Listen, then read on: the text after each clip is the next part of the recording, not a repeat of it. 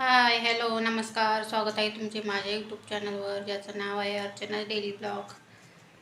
सुंदर दिवसाच्या सुंदर अशा शुभेच्छा. तर बघा, छान अशी सकाळ सकाळची ना देवपूजा करून घेतली का दिवस अगदी छान जातो बघा.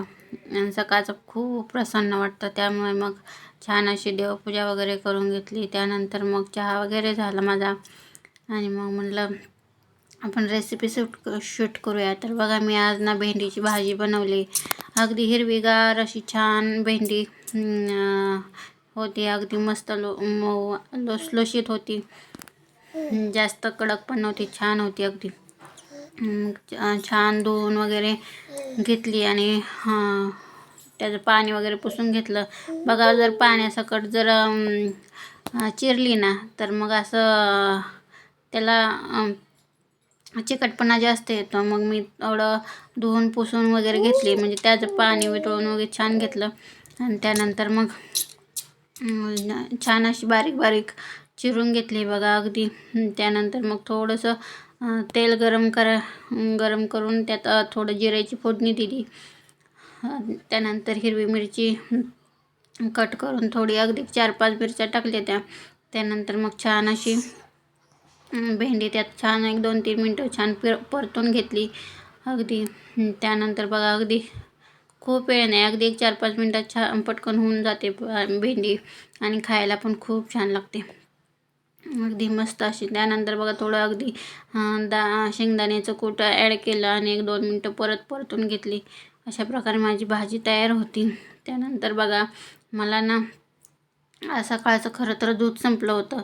मग दीदीला खायला करायचं होतं, म्हणून मग मी म्हणलं आज काय करावं असं चाललं होतं. मग दीदीला बघा, आमच्या म्हणजे आई माझी ना अशी माझी डिलिव्हरी झाली तेव्हा मला ना सकाळ सकाळचंच खायला द्यायची.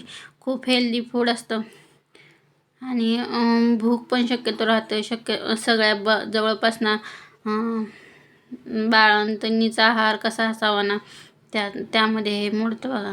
तर मला ना आई खूप द्यायची आणि मी खूप आवडीनं खायची बघा. अगदी थोडंसं तूप टाकले, त्यानंतर त्यात जिरं आणि कढीपत्ताची 1-2-4 पानं टाकली ती. त्याने होतं काय, टेस्ट खूप छान येते. आणि मग बाजरीचं थोडं पीठ एक लालसर होईपर्यंत थोडं भाजून घेतलं. अगदी खूप पण भाजायचं नाही, अगदी तुपात ते भाजल्यामुळं ना खूप छान होतं आणि त्याची टेस्ट खूप छान येते बघा. अगदी लालसर होई मंद आचेवर भाजून घेतलं आहे, नाहीतर हाय फ्लेमवर भाजलं का पीठ असं करपतं, मग त्याची टेस्ट नाही चांगली लागत. मग असं अगदी मंद आचेवर भाजून घेतलं की 2 मिनटं छानपैकी. आणि त्यानंतर मग त्यात थोडं नमक आणि पाणी ॲड केलं. अगदी जास्त पण पाणी नाही करायचं, म्हणजे होतं कसं, जास्त पाणी केलं का अगदी पिठागत होतं आणि ते खाता येत नाही. मग बाळ आणि बाळंतिणीला ना दोघांना पण 6 महिन्याचं बाळ झालं ना त्या सुद्धा आपण हे खाऊ घालू शकतो आणि ते त्याच्या जास्ती हेल्दी असतं. आणि शक्यतो बाळंतिणीसाठी तर बघा, तूप वगैरे असणं खूपच हेल्दी राहतं. सकाळची भूक कमी करण्याचं हे चांगलं आहे आणि बाळंतणीच्या आहारामध्ये समावेश असतो. तर बघा, मला सकाळी ना आई 2 अंडी द्यायची आणि त्यानंतर अशी खिमटी करून द्यायची. खूप छान लागते आणि ही टेस्ट तर एवढी अप्रतिम येते ना, प्रत्येकानं असं वाटतं ना म्हणजे आवर्जून खावं अशी होती. मग अगदी दीदीबरोबरच माझ्यासाठी पण मी थोडी बनवली होती. मला पण ती खूप आवडते. तर बघा, अगदी जास्त घट्ट पण नाही, जास्त पातळ पण नाही, अशा प्रकारे करायचं. मग थोडंसं घट्ट झालं होतं म्हणून मग मी त्यात थोडं पाणी ॲड केलं आणि परत छान असं ढवळून घेतले बघा. सतत ढवळत राहायचं, म्हणजे होतं कसं, त्यात गुठळ्या तयार होत नाहीत. अगदी छान असं दाटसर तयार झालं ना, खायला पण खूप टेस्टी येते. आणि बघा, बाळंतणीसाठी ना शक्यतो भाकरी स्किप केली जाते. मग राहतं काय भाकरीशिवाय, शेवटी बाळाला फीड करायचं असतं म्हणून मग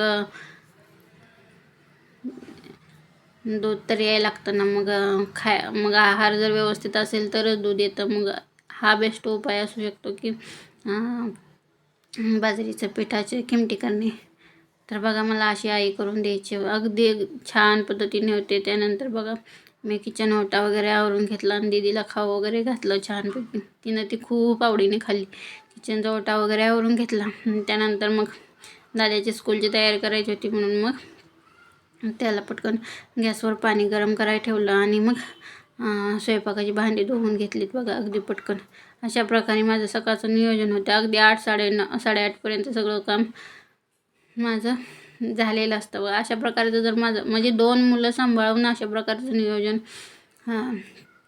माझं असतं. म्हणजे खूप दगदग पण होत नाही आणि खूप असं त्रासदायक होत नाही. त्यानंतर बघा तो जर स्कूलला गेला ना मग बाकीचं सगळं आवराआवरी राहतं. मग बाकीचं दिवसभर फक्त दीला बघणे असंच राहतं. मग परत त्याला स्कूलमधून आणणे, त्याला खाऊ वगैरे घालणे, अशा प्रकारची कामं राहतात. म्हणजे किरकोळ कामं राहतात. मग सकाळचं जर असं नियोजन असेल तर पटपट अगदी होऊन जातं बघा. माझी छान असे खरं तर आमची लाईट गेली होती.